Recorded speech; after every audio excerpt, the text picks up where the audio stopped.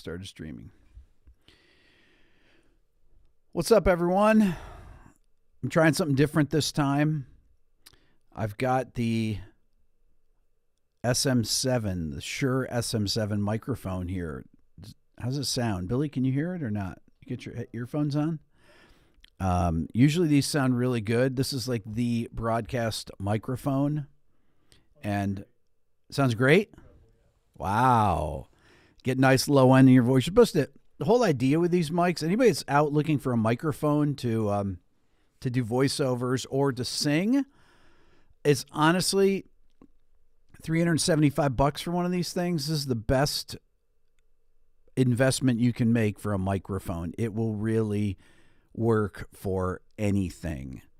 It's a phenomenal broadcast mic. It's probably the microphone that I use the most in recording for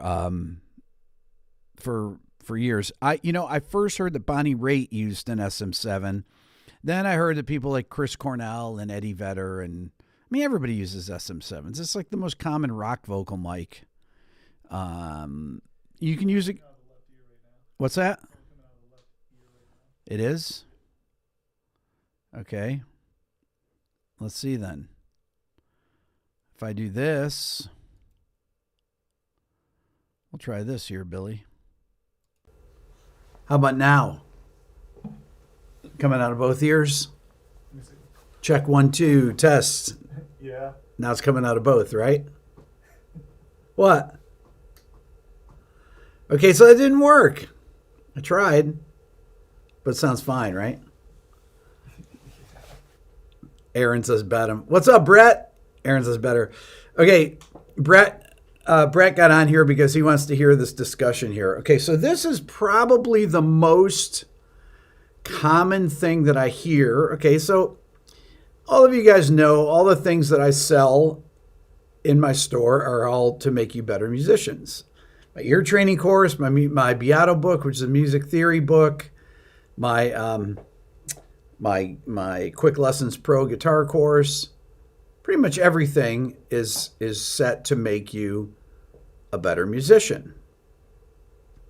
And then I always read in the comments, I have forever since I started my channel. By the way, the discount code for today's live stream is RB1200. That's our holiday sale. 65% off my Beato book bundle and 45% off the ear training and the Quick Lessons guitar course. So if you want to get a Christmas present for someone, you could do it. It's a good present. So I've been seeing this forever, whether this is something that actually makes you less creative. So occasionally I'll answer. You guys know that I don't usually answer. I don't really comment on things on my videos. And the reason is it's not personally that I don't want to comment. It's just I don't have time to read all the stuff. So, but occasionally, when I first put a video out, I read the comments just to see if there's any type of glitch or something that happened during the upload. So usually you'll see it within the first hour or so, or if there's, because it takes about an hour for people to get through it. Some of my videos are long. Somebody will say, hey, there's a dropout at, 28 minutes or something, right? And I go in and I'll edit it out or whatever. So, but I'll invariably see this occasionally when there's something related to it, either a group like the Beatles, for example. Did the Beatles know music theory, or did this band know music theory? And everyone is always stating, you see, these people wrote great songs. It makes you less creative knowing music. And my first thing that I think is like, yeah, okay, so Bach and Beethoven and Mozart and Chopin and all these people that we've been listening to for the last 200-300 years, they were less creative because they knew how to write their music down and they understood it. I mean, that's obviously so absurdly ridiculous that it doesn't even merit a response. For pop music, does it make you less creative if you know more than the options that you're used to? Of course not. And Sting understands what he's doing. You know, when I talked to him, I talked about this last week, and I said, well, Sting, you play jazz bass, right? Yeah. Well, if you play jazz bass, you got to know if you're playing on a gig, you're reading charts, and you got to know what notes are in the chords, and you're playing your bass, and you're outlining the chords. It's C7, you play C, E, G, B flat. Sting knows that. He's not just goofing around or anything. If you're getting hired on gigs, then you know what to play. Now, are you necessarily thinking about these things when you're writing? No, I don't think about music theory when I'm writing stuff. I just write what sounds good. But then I can explain it. If I think about it, I can explain it. It's kind of like when I made a video on the Pat Metheny, Lyle Mays song, September 15th. Now, this is a song I've been listening to since 1981. So 40 years I've been listening to this song. And the only time that I actually figured it out is when I made the video. Okay? I never thought about it. It never even entered my mind what Pat was playing, what Lyle was playing. I just enjoyed the music. But when it came time to explain to you, whoever watched the video, and if you haven't watched that video, you should watch it, because September 15th is one of the most beautiful songs that I've ever heard. That I was able to not only figure it out, but I was able to write it down, and I was able to explain what they were doing because I understand it. Music theory is just knowing the names for things. I mean, basically, right? Knowing the formulas for scales. Or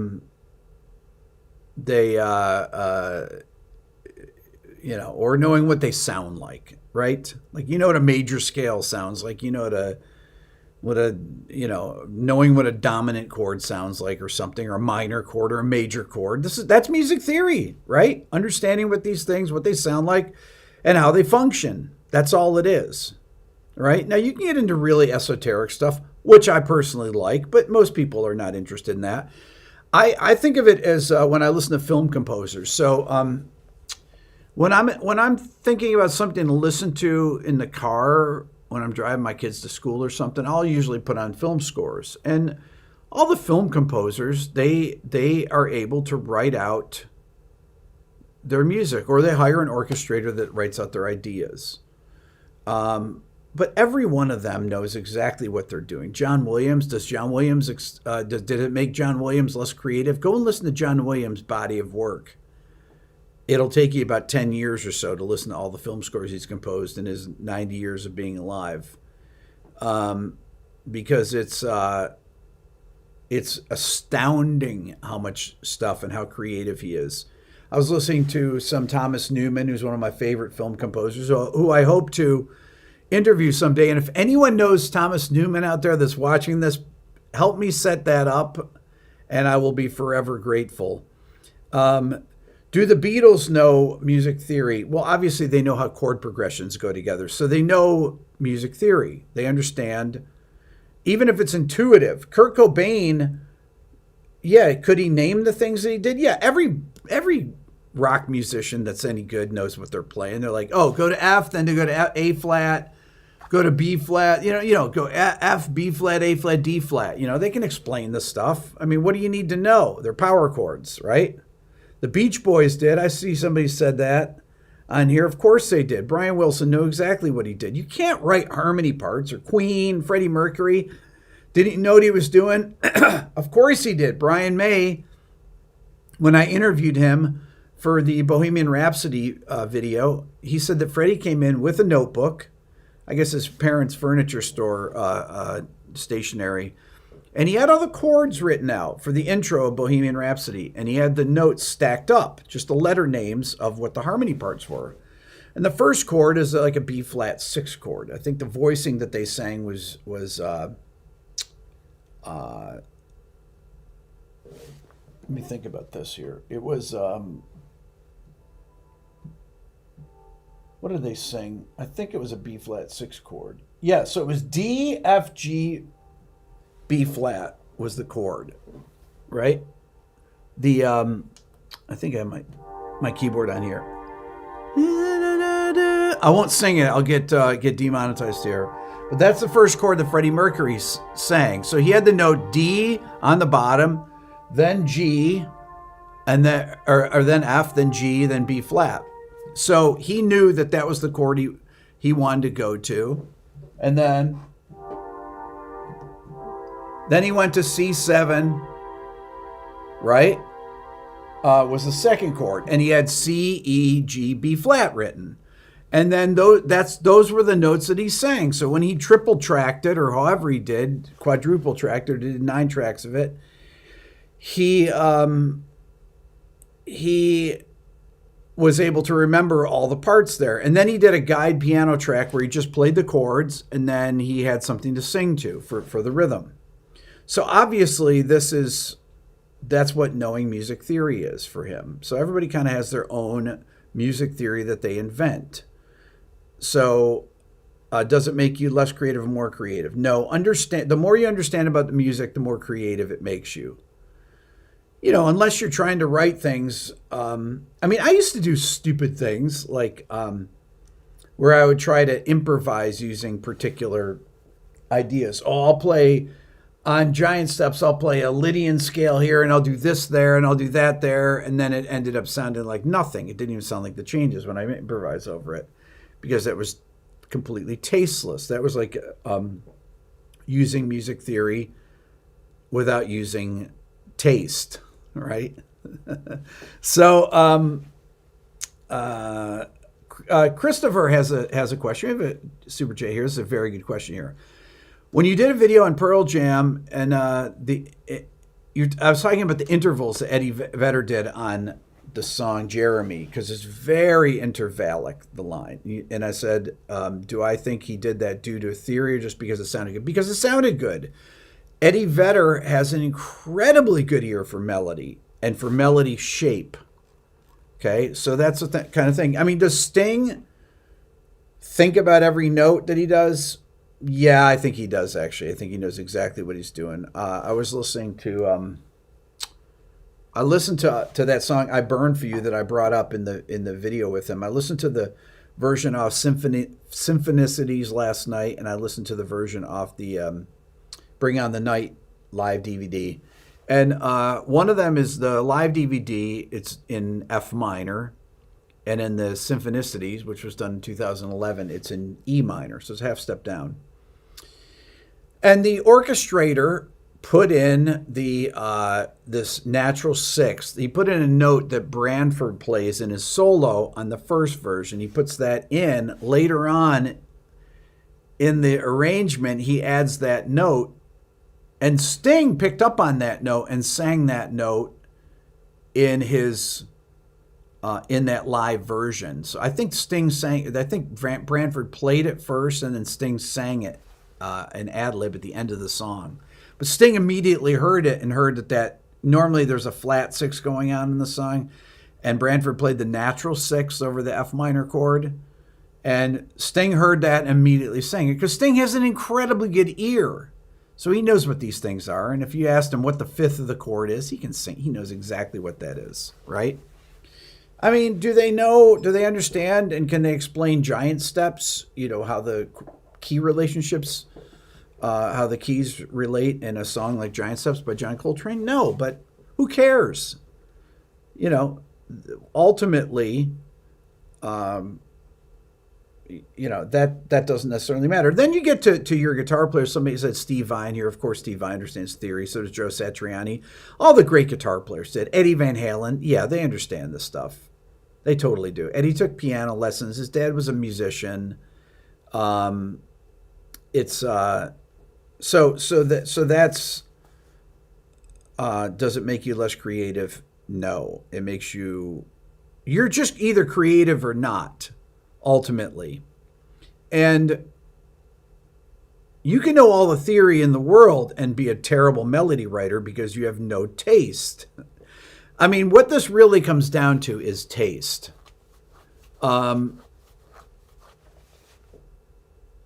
Dave says here, Sting, no, I don't think about theory. Then also Sting, I control all the harmony. He knows what he's doing. He knows he controls the harmony. He said it's not a C major chord unless I play C in the bass. If I play A, it's A minor 7, right? He knows that. This is why you want to learn as much about music as you can. This is actually what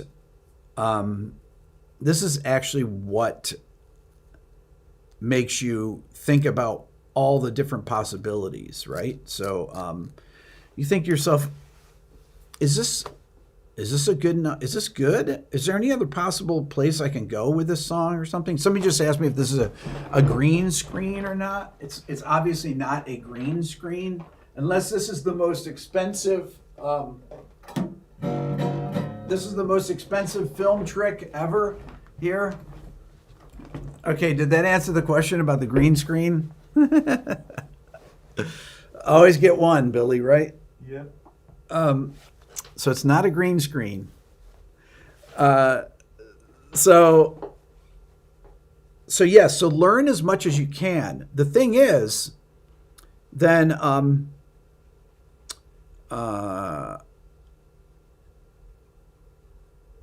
so knowing about music helps you understand many different kinds of music, and I think it gives you an appreciation for other kinds of music too. I happen to like a really wide range of music because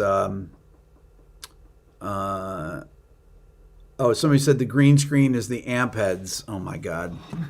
Okay, I have to do. There's Billy. Billy, wave. Hello. Okay, so. Okay, so no green screen here either. I'll pick up the bad cat there. This is a really. I've been waiting to use this trick. This is I got a whole special effects team here that helped me do that.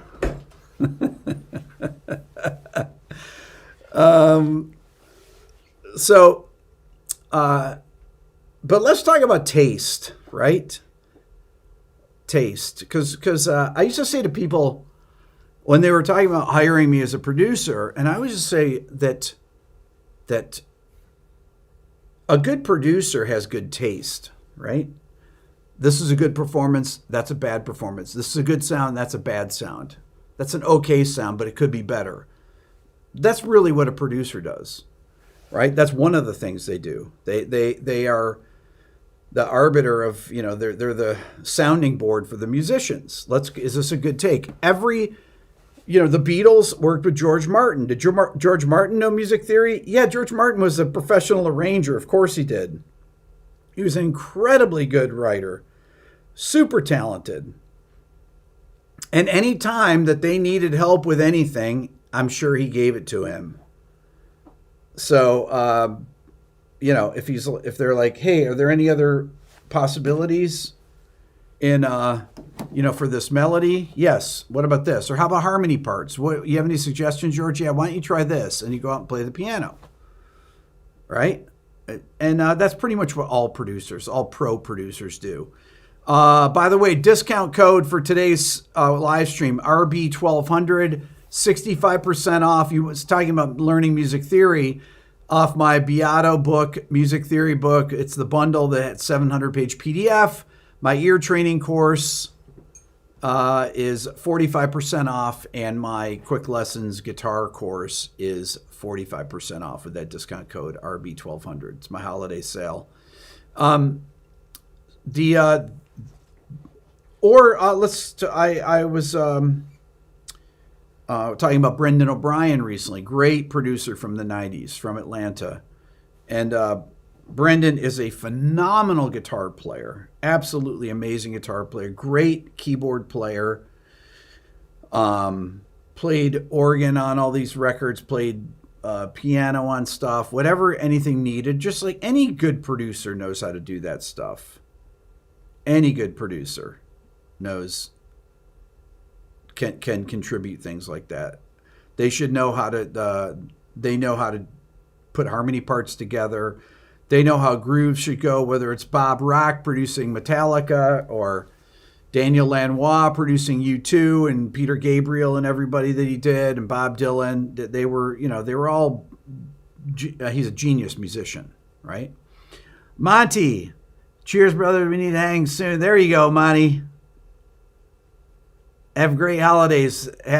Merry Christmas to you, Monty, as well. So yes. So music theory. Knowing music theory adds to your creativity if you're creative, right?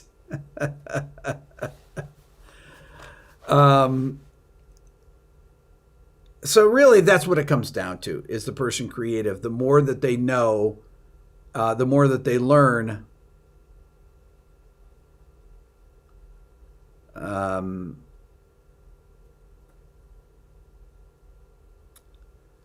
Let's see here.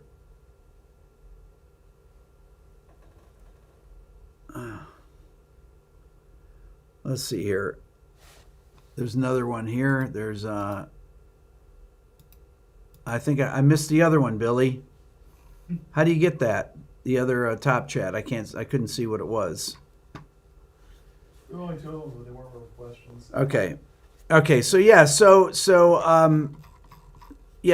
that's the thing right there, right? It comes down to taste. Either you have good taste or bad taste. You're a good melody writer or a bad melody writer.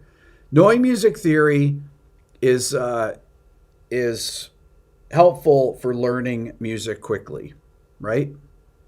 When I hear something and I'm like, oh, let's see, that's a chord progression. Yeah, it starts on this major chord. It goes up a fourth.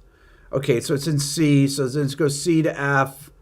Then it goes up another second. So then it's G. I mean, you just know these things, right? Goes down to minor third. Oh, it's E minor.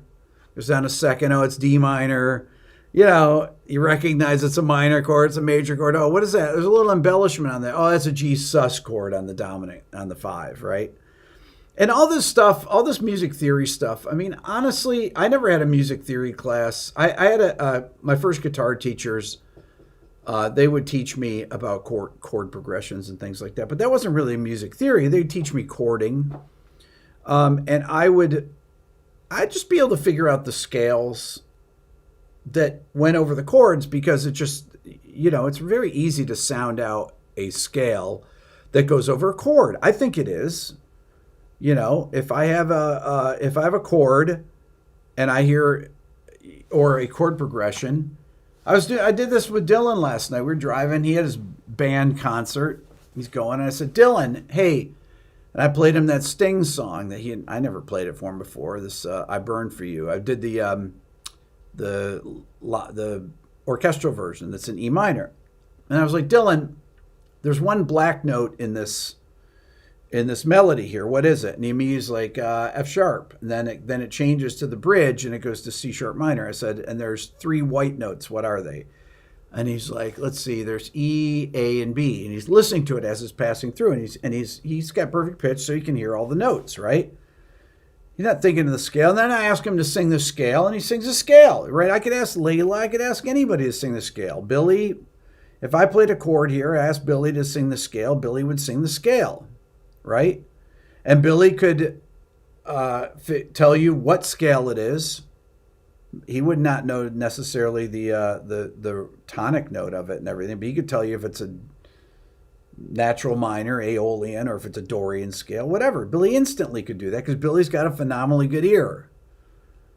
Right, Billy? Oh, yeah, totally. No, Billy has an excellent ear. He really does. He only gets one note wrong once in a while. I'm just kidding.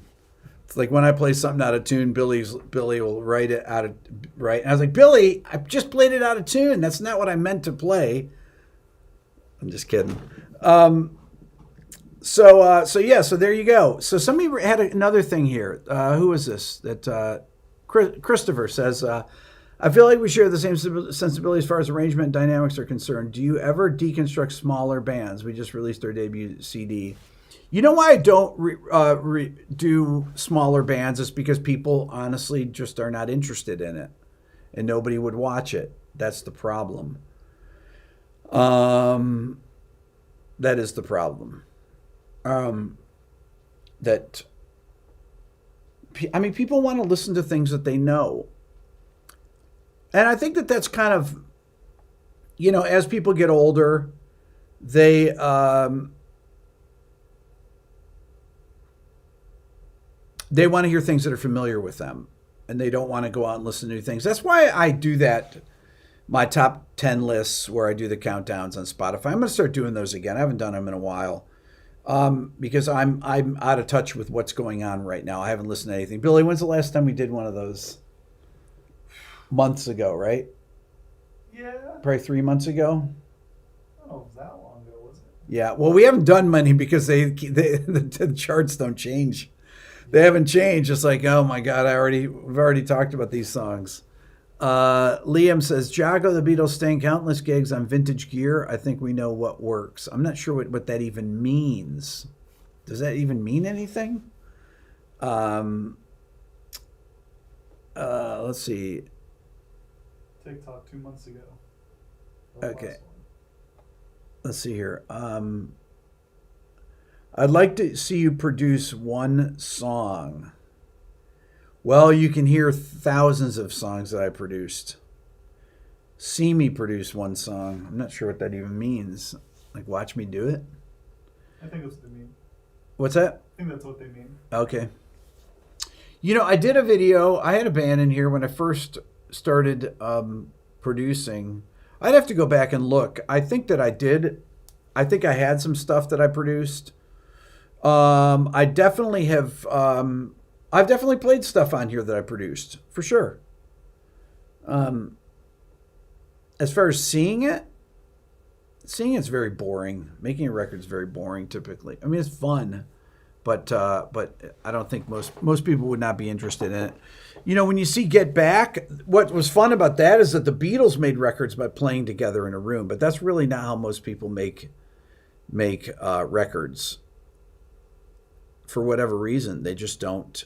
They don't like to make records like that. They don't have the skill to make records because they can't play and sing at the same time.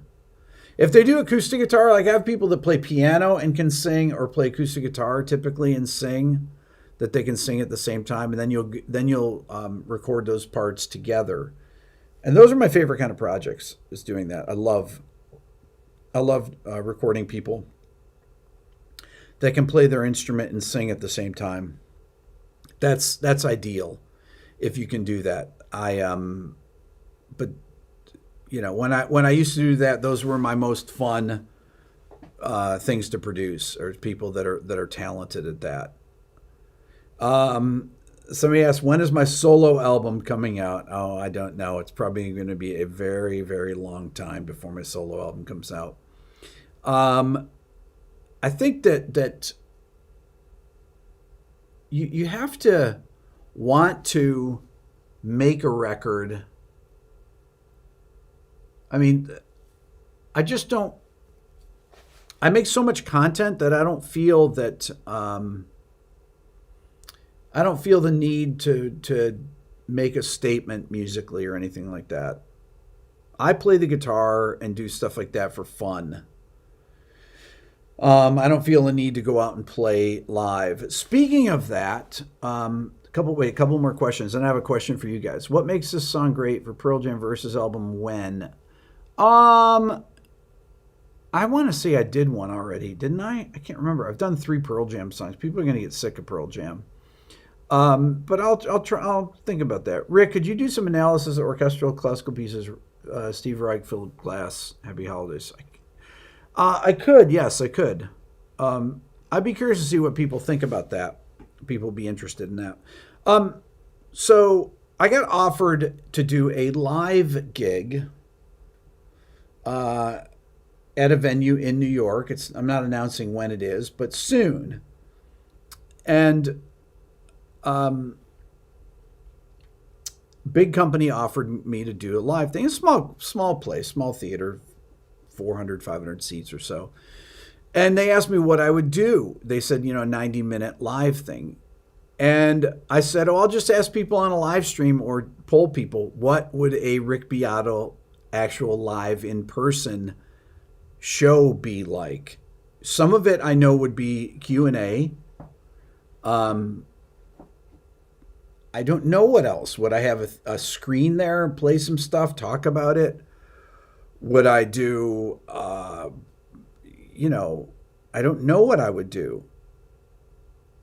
So if anyone has any ideas for that, I'm waiting here. I know that we're kind of interview and performance with bands. I don't know if that relates to this or not. I need a backstage. 90 minutes is way too long.